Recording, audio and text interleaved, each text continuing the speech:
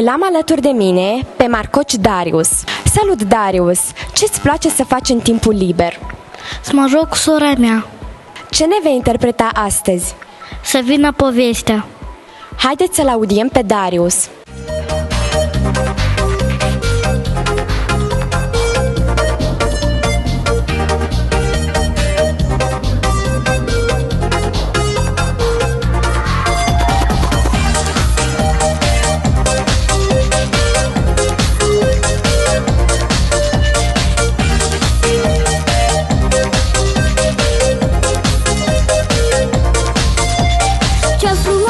Să trăim ca în poveste, magici și zile să fim ca în poveste. Să ai mărit și să zburăm, să se împlinească tot ce vrem.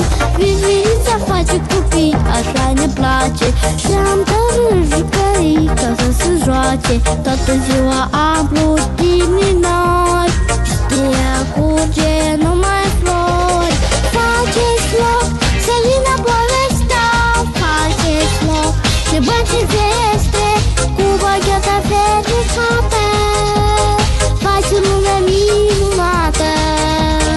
Faceți loc să vină povestea, faceți loc și băți în ferestre cu bagheta fericată. Faci lume minunată.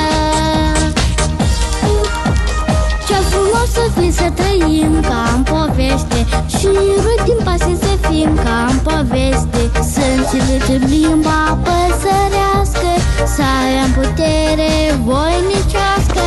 Ce minune face atunci ca în poveste, a putea la stele să ajungi ca în poveste. Să te prinzi străzii ciocolată, să te bați cu bulcă de înghețată.